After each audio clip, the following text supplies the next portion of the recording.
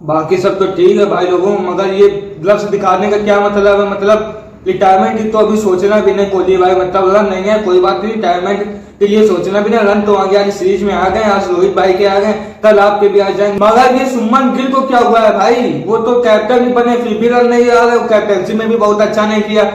रोहित भाई ने तो आज 74 रन बनाए, अपनी जी जान लगा दी, चोट लग गई थी, डायव बीमारी, सब कुछ किया, उनको जो करना चाहिए था कर दिया। कोहली भाई के इस मैच में भी रन नहीं आए। सुमन गिल भाई के तो ना तो पिछले मैच में ना इस मैच में वो कैप्टन भी है, तो उनका क्या है? वो तो कोई अभी राइजिंग स्टार है नहीं कि नहीं आएंगे तो कोई बात नहीं, जबकि सुमन गिल तो कैप्टन में जिम्मेदारी लेकर के टिकना चाहिए। 2 मैच लगातार खराब हो गए, और ये जो कोहली भाई के जो लगातार 2 मैच खराब हुए तो पूरा फोर्स उनको किया जाएगा कि रिटायरमेंट ले लो, और अगर कोहली भाई रिटायर होंगे तो रोहित भाई भी होंगे जरूर, ये चीज साफ है। कोई भी अकेले नहीं खेलेगा, दोनों लोग साथ में रिटायरमेंट लेंगे, तो इसलिए रिटायरमेंट के बारे में तो सोचना भी नहीं, कोहली भाई के ना जाने चाहिए। वाकई वो सब किनारे करके ऑस्ट्रेलिया ने इंडिया को बड़े आराम से 2 मैचों में हरा करके सीधे सीरीज में कब्जा जमा लिया, और मस्ट विन सीरीज थी इंडिया के लिए। इस सीरीज में रोहित कोहली दोनों के रन आने भी जरूरी थे, और इंडिया का यह सीरीज जीतना भी जरूरी था। तो सुमन गिल की पहली सीरीज में तो लगी चुके हैं, साथ में रोहित और कोहली की फॉर्म पे भी सवाल उठ रहे हैं, और दूसरी तरफ गौतम गंभीर जी के लिए ना अक्टूबर का महीना हाई पन होती है। अगले साल भी कलेश हो गया था जब न्यूजीलैंड से सीरीज आ गए थे, और इस साल में तो जो हुआ आप लोग देख ही रहे हैं कि पूरा सवाल गौतम गंभीर और रोहित कोहली और सुमन के ऊपर ही है।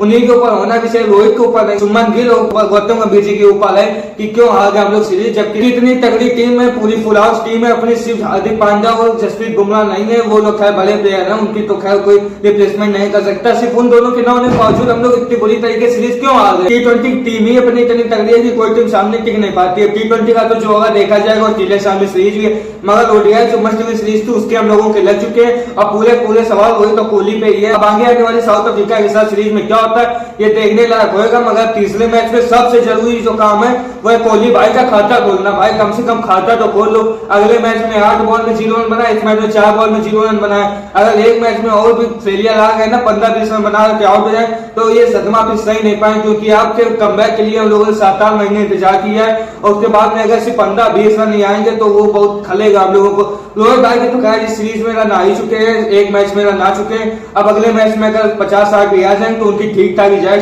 100 या 200 आ जाए तब तो फिर बात ही अलग है। वही दूसरे प्लेयर्स में श्रेयस अय्यर ने अच्छा किया है, अक्षर बापू की तो सब कुछ कमाल है, बैटिंग बॉलिंग फील्डिंग सब कुछ कमाल है। केएल राहुल भी ठीक ठाक प्रदर्शन कर रहे थे, पहले मैच में अच्छा खेला, इस मैच में अच्छा नहीं खेल पाए, मगर बाकी द लेजेंड हर्षित राणा ने भी इस मैच में अपना जोहार प्रदर्शन दिखाया, बॉल से 2 विकेट लिए और बैट से भी अच्छे रन बनाए, तो उनके इतने अमूल्य योगदान के बावजूद इंडिया हार गई है, तो अब तो कुछ सोचना ही खराब है, क्योंकि अगर हर्षित राणा के इतने भयंकर योगदान के बावजूद इंडिया हार गई है तब तो फिर भाई दिक्कतें हैं। या तो हर्षित राणा जी को कैप्टन बनाओ, या तो फिर उनको ऊपर में बैटिंग में प्रमोट करो। रोहित भाई के साथ हर्षित राणा की ओपनिंग में ठीक रहेंगे, क्योंकि सुमन गिल तो वैसे भी नहीं चल रहे, जितने सुमन गिल ने दोनों मैच में नहीं मिला करके बना, उतने हर्षित राणा इस मैच में ही बना दिए, तो इस तरीके के कुछ आलम है कि बॉलर ज्यादा अच्छा खेल रहे हैं बैटर से। और ऑस्ट्रेलिया में जाकर के ये होता है, ऑस्ट्रेलिया टीम ही ऐसी है जो मस्ट विन सीरीज होती है उसमें ऑस्ट्रेलिया कुछ अलग ही प्रदर्शन देती है। इस सीरीज में भी इंडिया को सीरीज जीतना जरूरी थी, इंडिया अगर जीत जाती तो ज्यादा सवाल ना पूछे जाते, मगर हार गई है। 17 सालों से एडिलेड में एक भी मैच नहीं हारी थी, मगर उस रिकॉर्ड का क्या है, वो तो 17 सालों में तो एक बार तो चलता ही है ना, ऐसा तो होता ही रहता है, ये चीजें तो चली रही है। ऑस्ट्रेलिया के साथ में ये होता ही है, अगर ऑस्ट्रेलिया के साथ में सीरीज थी डर भी था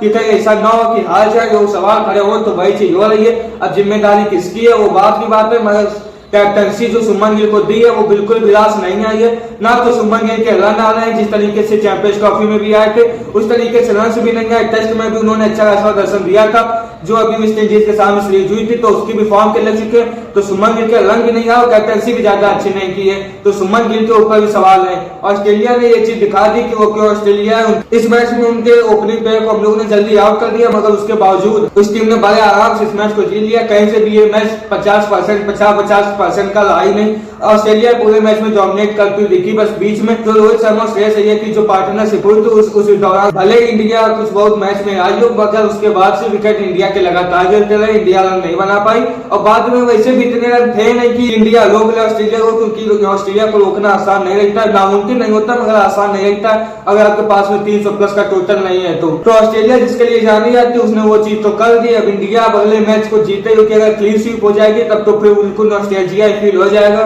क्योंकि क्लीन स्वीप होने की फिर हम लोगों को आदत ऐसी हो जाएगी अक्टूबर के महीने में दिवाली के टाइम पे क्लीन स्वीप होने का। तो अगले मैच में अच्छा प्रदर्शन दे, सबसे जरूरी है कोहली भाई के लिए और रोहित भाई के भी अच्छे लगा है। बाकी जो आगे होता है देखने लायक वो, क्योंकि इंडिया तो सीरीज हार चुकी है। T20 सीरीज में क्या इंडिया करेगी वो आगे की बात है। इस सीरीज में इंडिया को जो करना था वो कर नहीं पाई। शुभमन गिल की जो पहली सीरीज थी एज कैप्टन ओडीआई में उसके भी पूरे तरीके लग चुके हैं।